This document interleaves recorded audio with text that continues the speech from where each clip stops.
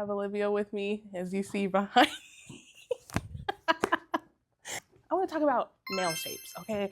This is something that I feel a lot of people are confused about. And rightfully so, because I get it. Sometimes we go on Instagram, for example, we see like a trend of nails and we're like, oh, I want to get adventurous. I want to try this. I want to try that. And they might see a shape in their inspo picture and be like, oh, okay, yeah, I want to get that shape. And then a week later, they're talking about how the shape don't work for them. So today I just want to talk a little bit about nail shapes. So many different nail shapes to even choose from. There's square, stiletto, ballerina, duck, almond, oval. Oh, I'm forgetting another one. The list goes on, okay? Now, which one is best for you? That's the real question. So personally, I like to break down each nail shape to the person and how much they use their hands. So ask yourself, how often do I need my hands and what tasks do I need them for? I love stiletto, it's one of my faves.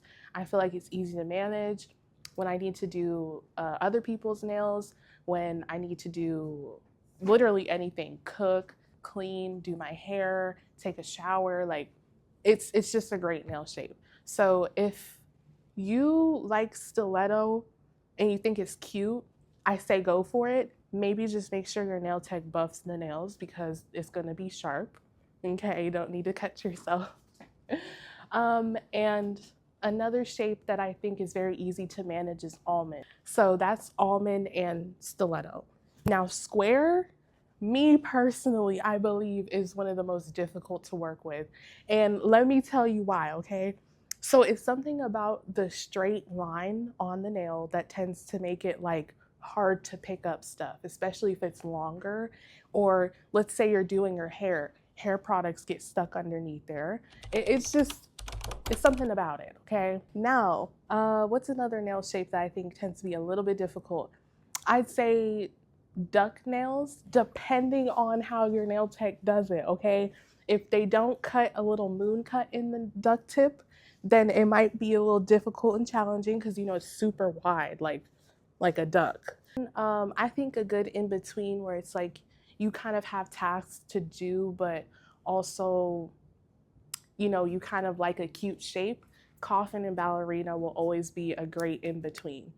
Honestly, it's really about taking into consideration how much you use your hands.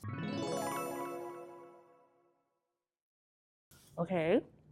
Now, all of these shapes are available on my website, thenailfiles2.com. If you need your nails done, you know how to come to me, thenailfiles2.com, and thenailfiles2.com, thenailfiles2.com. Bye.